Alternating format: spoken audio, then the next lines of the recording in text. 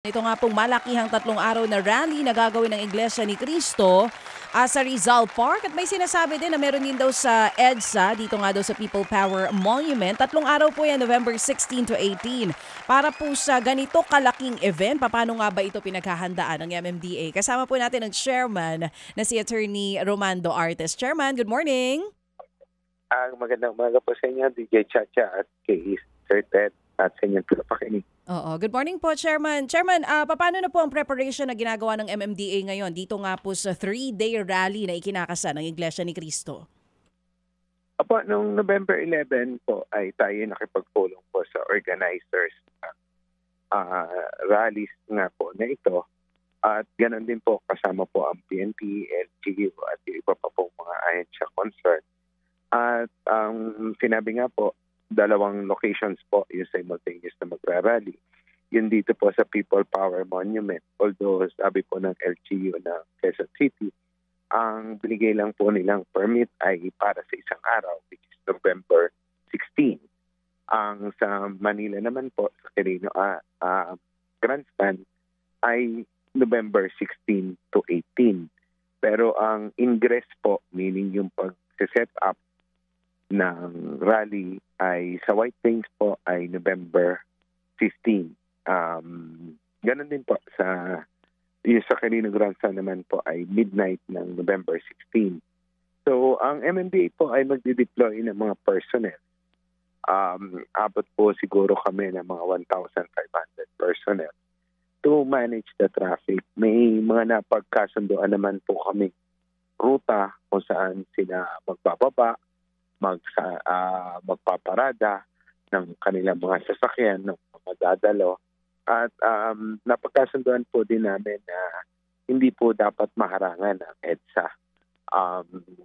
I-contain lang po sa White Plains hanggang po sa Temple Drive dito sa White Plains yung mga sasakyan at mga tao. At nangako naman po yung mga organizers na hindi po nila haharangan ang EDSA.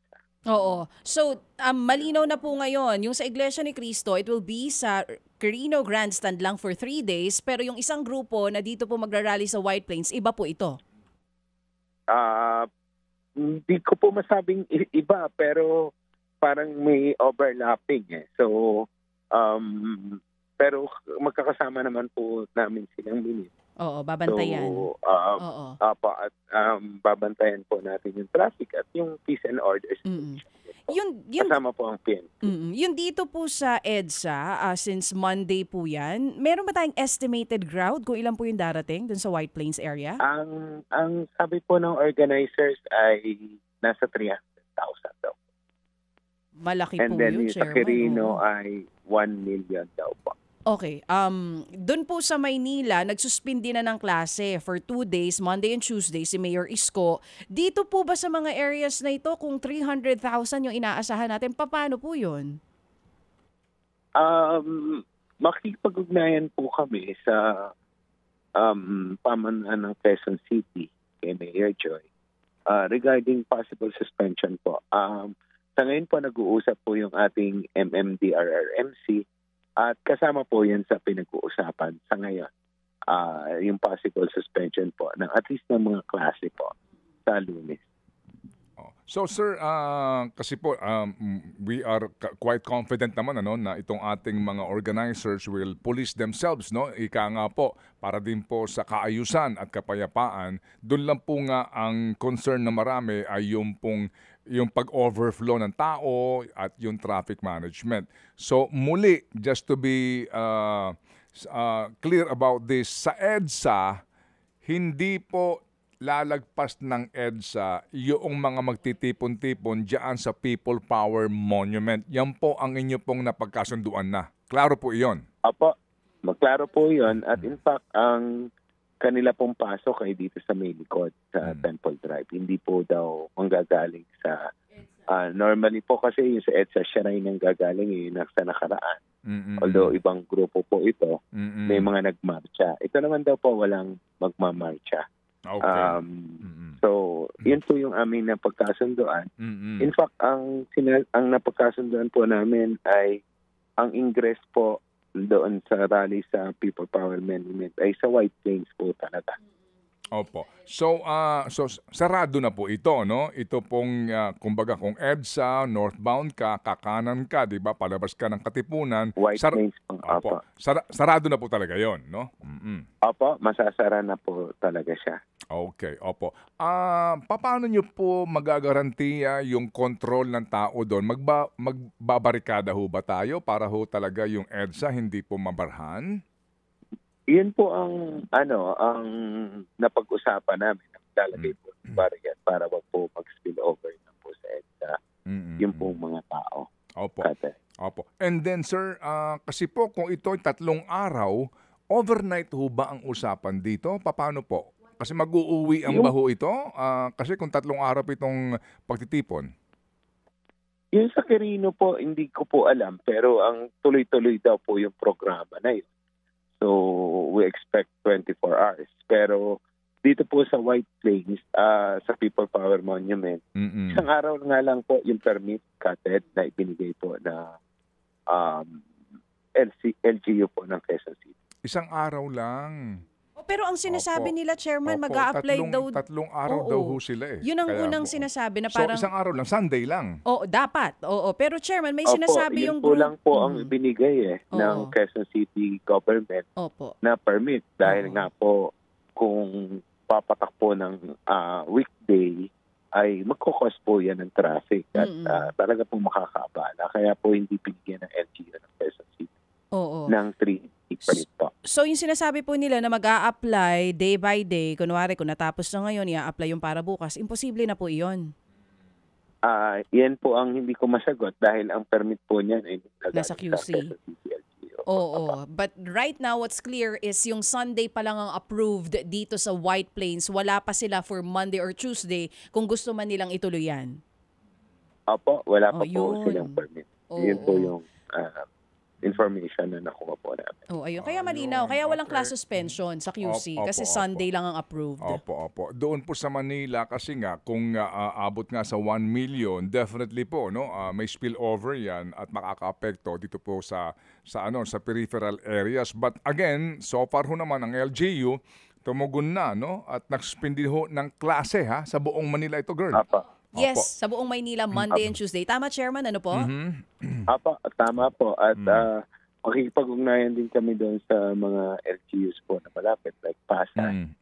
Siyempre po, mag-spill over yan sa dami po ng sasakyan. So, kahit po malaki ang Quirino Grandstand at kaya naman po i-accommodate ang 1 million. Sa dami po ng sasakyan na tao, hindi po maiiwasan siguro na mag-spill over sa mga kalsada. Opo. Sige, so kung ganun ho naman pala, kung Sunday po ito, bagamat siyempre meron pa rin mga dadaan sa EDSA kahit na po Sunday yan, yun lang po ang relief ngayon sa mga nakikinig sa atin na ang akala nga po 3 araw. So definitely po magkakaalaman tayo kung magtatatlong araw po iyan, malalaman po ninyo at gagawa kayo ng kaukulang adjustment. Opo, at ang po kasi ang preparation namin ay para sa 1 araw dahil yun lang po yung permit na ibinigay po ng LGU. But again, tama po kayo, we have to adjust on a day-to-day. Depende po sa sitwasyon po. Anong oras po ito, to be specific po, Chairman? Itong Quezon City? So, Chairman, anong oras po, Chairman, po ang rally po sa EDSA, sa People Power Monument po on Sunday, sir? Papasok daw po sila kasi magtatayo sila ng entablado, yung sound system, ng 15 po ng hapon. Bukas. Pero partial closure pa lang po yun, Katen. Naku, meron na pala bukas. So at least ngayon, maabisuhan natin yung mga malapit po dyan na dadaan dyan. Bukas 5 p.m. Okay. Opo, ini-encourage ko po ang ating mga kababayan na i-plano yung kanilang biyahe tomorrow. At magpo-post naman po kami, Kated, ng mga advisories, lalo-lalo na po yung mga sarang karsada. Kated. Sige. DJ Chacha. Okay. Well said. Sir, ito pong inyong Oplan kontra baha na napag-usapan kasama si Presidente, kailan po ito magsisimula at paano po ang inyo pong scheduling po dito kaya? Meron na po kasing na-identify na I think 30 sites ang ano po namin ay simultaneous po yan. Inaayos lang po yung traffic plan, yun po pagdadala noong mga siltation. But hopefully by next week ay makapagsimula po kami. In fact, kahapon nag-pilot po kami sa Las Piñas din, sa isang area po doon.